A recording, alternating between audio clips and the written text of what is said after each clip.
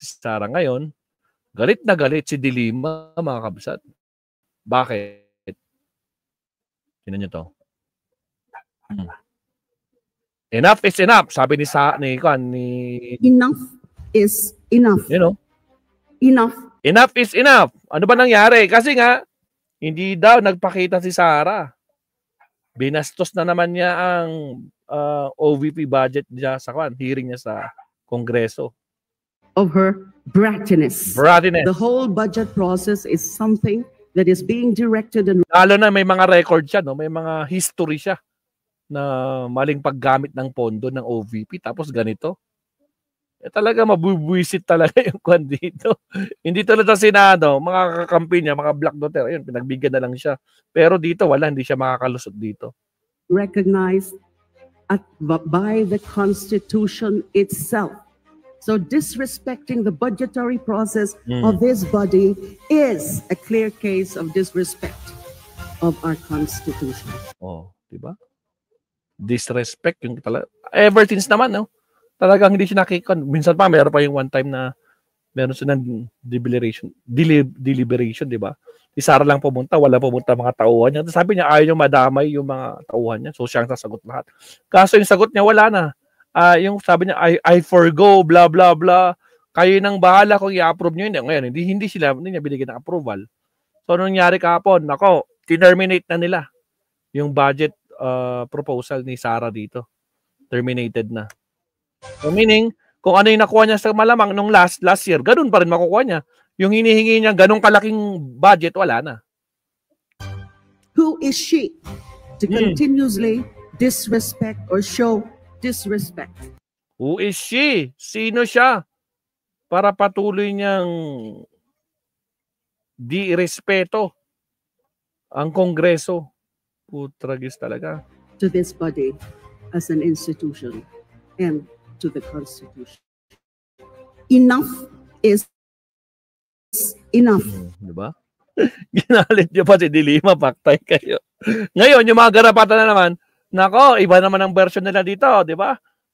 Tapos, ano yun, para may sasabi, Jonel, yung nanay mo, gumaganon sila. Talaga ito, mga garapatan ko talaga to. Talaga naman, my goodness. Sinisiraan naman nila yung doon, sinisiraan nila si De Lima doon sa page ng mga DDS. Nakita mo, anak ng kamote talaga. Oh. Pero ito talaga, grabe, pambabastos talaga ni Sara dito. Enough of her brattiness. So, I rise today to manifest my extreme displeasure about the behavior of our Vice President. Displeasure. My goodness. Or kaya pag-uugali ng Vice President. Tapos yan ang gusto niya maging presidente. I doubt ko. Putragis. Malayo kay Lenny. Anak ng kamote. Wala pa sa kakalingkingan ni VP Lenny nung panahon ni VP Lenny. In due time, I will move for the decrease in the budget of the Office of the Vice President. Good. I will move at the proper time during the period of amendment for that. Yan na. Nako po. Babawasan pa. Hindi nang aprobado. Babawasan pa, anak ng kamote. Karma niya na yan. Ganun talaga yun. O, meron pang isang interview dito ni Kwan. Ni Ridon naman ton. Ni Ridon. Anong sinabi ni Ridon dito? Tingnan natin. Ridon, pasok. I think the Vice President is not in a position to make demands to Congress. But more importantly, the VP Sara is not in position to make demands to Congress. Naman, binatikos ni House Public Account Chairman Bicol Saro, Representative Terry Ridon, si Vice President Sara Duterte dahil sa hindi pagdalo sa plenary debates para sa budget ng OVP, sa pagtatakda ng kung anong kondisyon bago humarap sa mambabatas.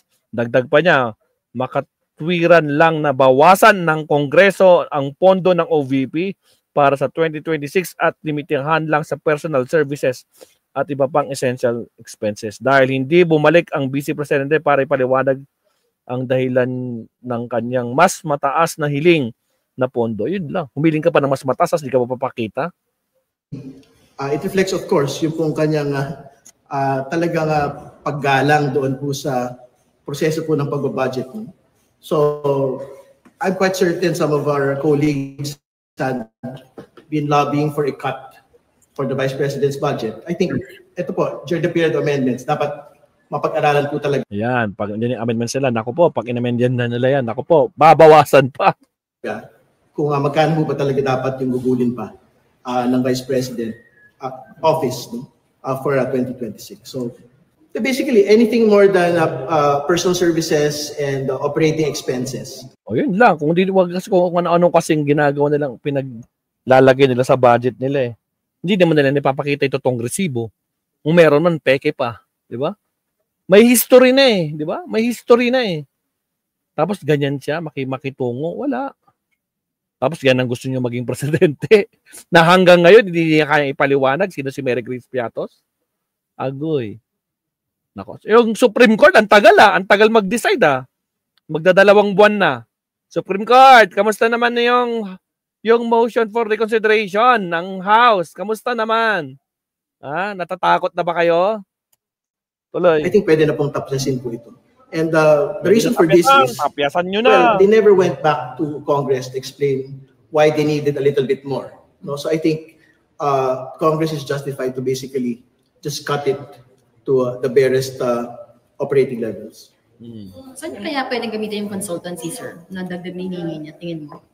At syempre, they can use it for additional personnel, di ba? Kung consultancies po yung pinag-uusapan. Pero, ayun na nga, I think kung ang pinag-uusapan lang naman natin dito, ano yung requirements for the office to basically function and fund the salaries of all of the staff. Tingin ko po, sapat na po yung PS tsaka MOE niya para po dito. Okay. I think the Vice President is... Alright. Sino pa? Meron pa ba tayong update yan? Sa sunog o kinata? Ito, ICC. Naku po, mabibisit na naman kapag pinag-usapan natin itong ICC. Sige, umpisa natin to. Di ba, maalala nyo,